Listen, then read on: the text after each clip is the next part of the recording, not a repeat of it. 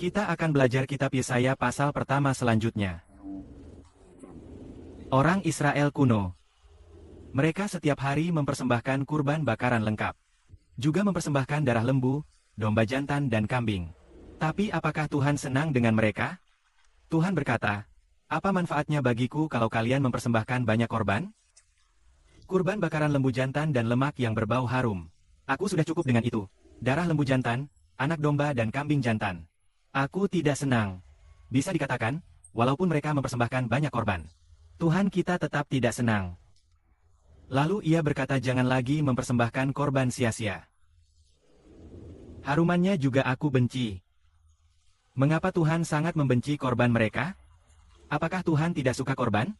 Tentu Tuhan suka persembahan. Tapi mengapa Tuhan sangat membenci korban orang Israel? Lalu Tuhan berkata demikian. "Ketika kalian mengangkat tangan berdoa, aku tidak akan memandang kalian. Meski kalian berdoa banyak kali, aku tidak akan mendengar." Mengapa tidak didengar?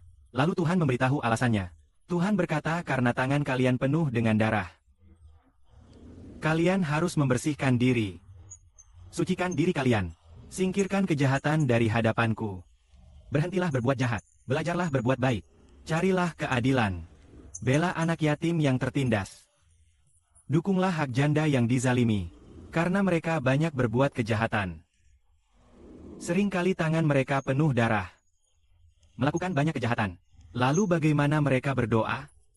Dengan cara membatasi ketidaksukaan Tuhan. Tapi Tuhan berkata, "Singkirkan kejahatan dari hadapanku. Berhentilah berbuat jahat.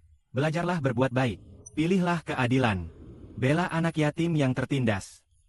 Dukunglah hak janda yang dizalimi.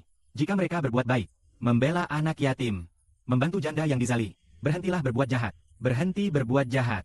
Belajarlah berbuat baik. Itu lebih menyenangkan Tuhan daripada korban." Jika kita di rumah, jika seorang suami memukul istrinya, terus-menerus memukul istrinya, bagaimana dia berdoa? Tuhan juga tidak akan mendengar. Jika kita terus melakukan banyak kejahatan, kita bagaimana berdoa? Bagaimana mengaku dosa? Tuhan juga tidak akan mendengar. Kecuali kita berhenti berbuat jahat, tidak lagi berbuat jahat, tidak lagi melakukan dosa, maka doa kita akan didengar. Di sini dikatakan, orang Israel mempersembahkan korban, mempersembahkan banyak korban. Tapi Tuhan berkata, "Apa manfaatnya bagiku kalau kalian mempersembahkan banyak korban?" Tuhan berkata, "Apa manfaatnya bagiku?" Inilah sebabnya Tuhan membenci korban mereka. Karena kita tidak berbuat baik. Tidak melakukan keadilan. Kita mengabaikan. Mengapa Tuhan tidak senang? Di zaman kuno Israel, terutama di zaman Maleahi, mereka menyembah berhala, melakukan banyak kejahatan, bahkan membunuh anak-anak mereka sendiri, mempersembahkan korban kepada berhala. Lalu bagaimana mereka berdoa kepada Tuhan? Tuhan tidak mendengar, karena mereka berbuat jahat. Hari ini kita sama saja. Jika kita terus berbuat jahat, melakukan hal jahat atau menyakiti saudara, berbuat baik, meski kita mempersembahkan korban, Tuhan tidak akan senang pada kita. Apa kegembiraan alami kita? Yang membuat kita bahagia adalah berbuat baik. Kegembiraan adalah ketika kita mengikuti ajarannya. Sejujurnya, manusia tidak berdosa. Sebenarnya dalam percaya kepada Tuhan Yesus, Dia senang ketika kita menerima Tuhan kita, anaknya, keselamatan dari kematian yang tetap oleh Tuhan Yesus Kristus kita. Jika kita menerima Tuhan Yesus, karena semua orang berdosa, jika menerima Tuhan Yesus, maka doa kita akan didengarkan oleh Tuhan. Seperti yang dikatakan oleh Tuhan Yesus, "Kalian selama ini tidak pernah berdoa meminta sesuatu dalam namaku. Sekarang cukup berdoa kepada Bapa dalam namaku. Meminta apa saja, apapun itu, Bapakku akan memenuhi."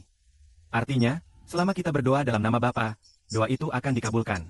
Maksudnya adalah, selama kita menggunakan nama Bapa, dalam nama anaknya, Tuhan Yesus percaya, doa akan didengar oleh Bapa.